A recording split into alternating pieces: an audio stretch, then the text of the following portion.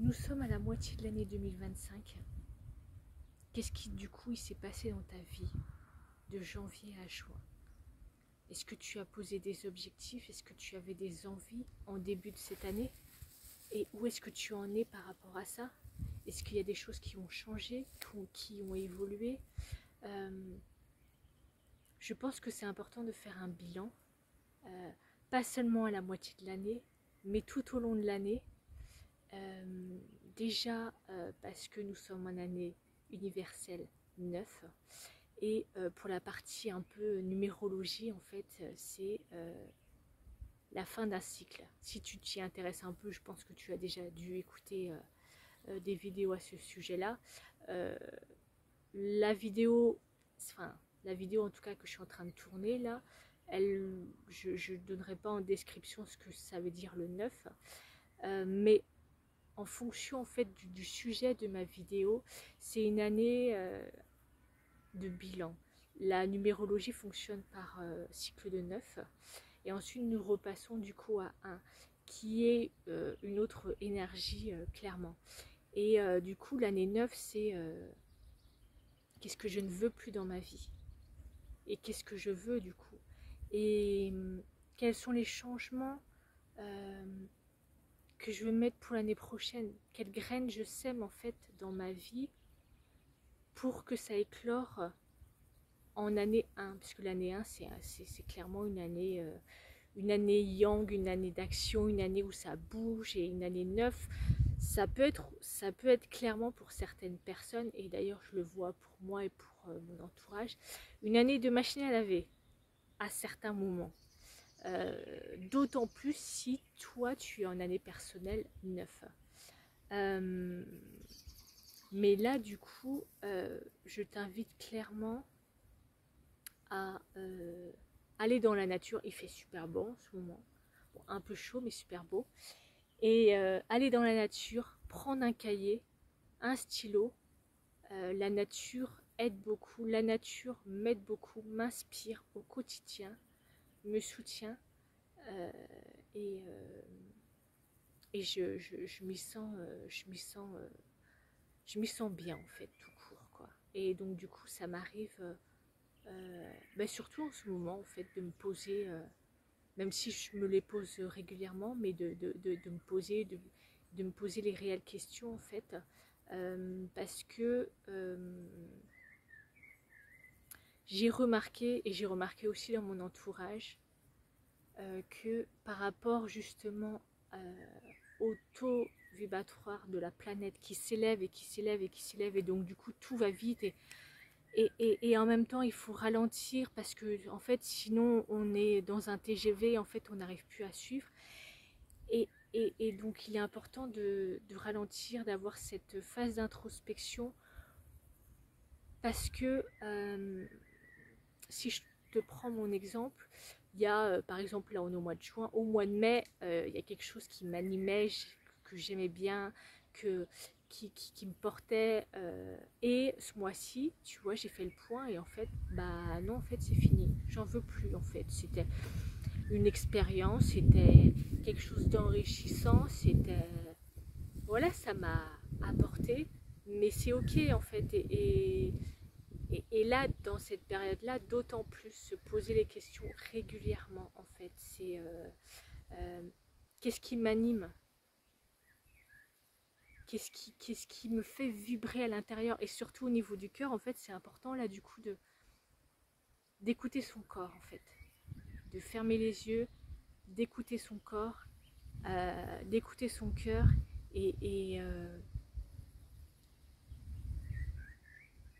et de suivre son chemin, mais qui est notre chemin aussi, puisque de toute façon nous sommes, enfin nous ne faisons qu'un, mais ce que je veux dire c'est que le corps il est relié à notre âme, il est relié à notre à nos désirs les plus profonds, à notre essence profonde, donc c'est pour ça que moi je l'écoute de plus en plus en fait, parce que bah, j'allais dire ça évite de faire des bêtises. Il n'y a pas de bêtises dans la vie, mais ça,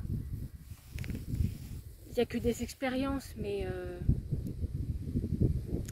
mais voilà, par expérience, du coup, je me suis aperçue que qu'il me montrait le chemin, en fait. Ça peut être par différentes choses aussi, mais je le développerai dans une autre vidéo. En tout cas, là,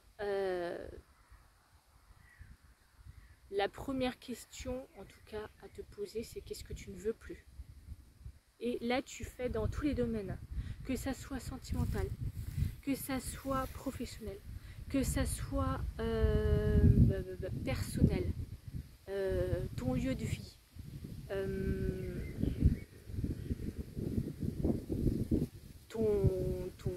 ta ville d'habitation, tout en fait, tout.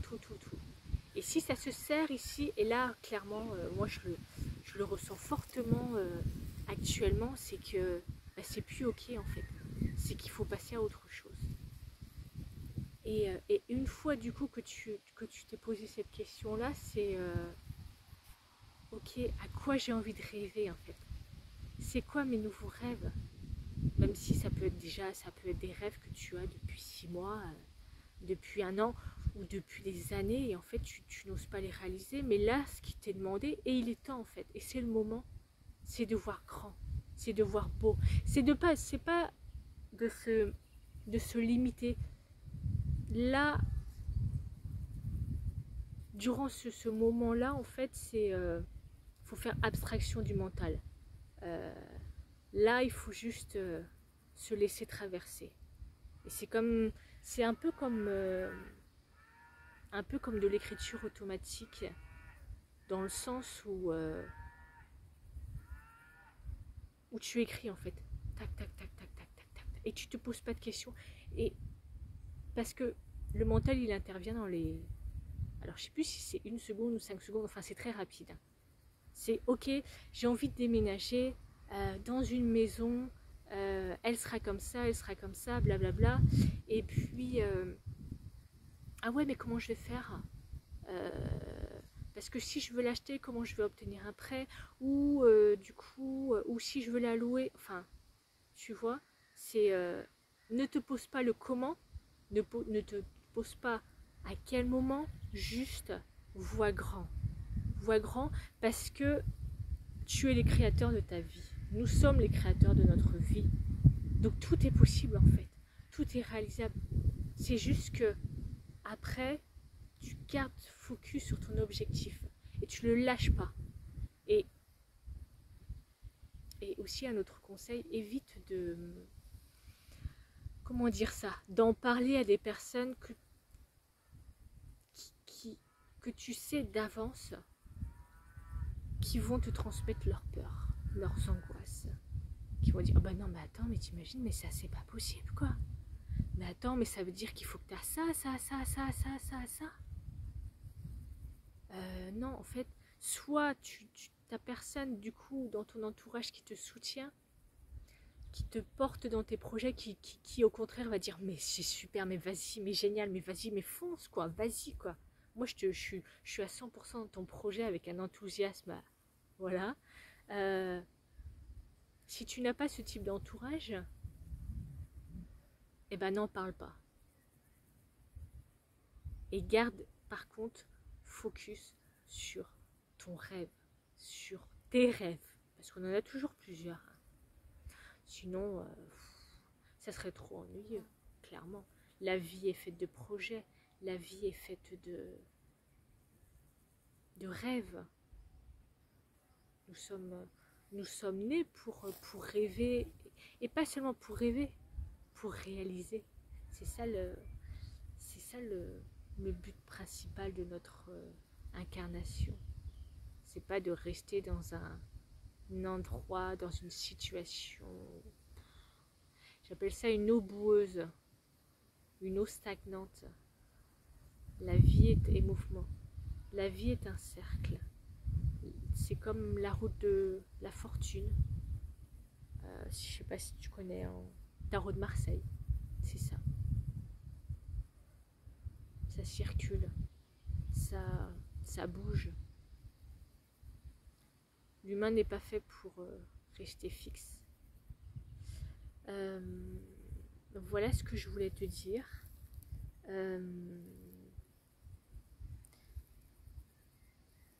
Le solstice d'été arrive ce week-end. Et comme tout changement de saison, c'est comme les pleines lunes, les nouvelles lunes, c'est comme... là, j'ai pas en mémoire, mais la comment dire ça? La nature aussi est muable. Ça circule, ça... Donc là, c'est pareil aussi. C'est à nous aussi de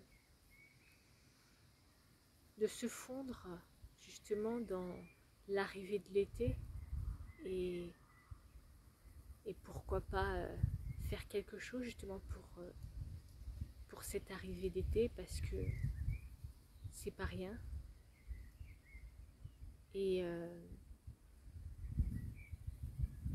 après, à toi de voir qu'est-ce qui résonnera pour toi de ce que tu peux faire de ce solstice d'été, de l'ITA. Voilà, en tout cas, moi je crois en toi. Moi je crois en ta puissance de création, en ta souveraineté. Donc, vas-y, fonce.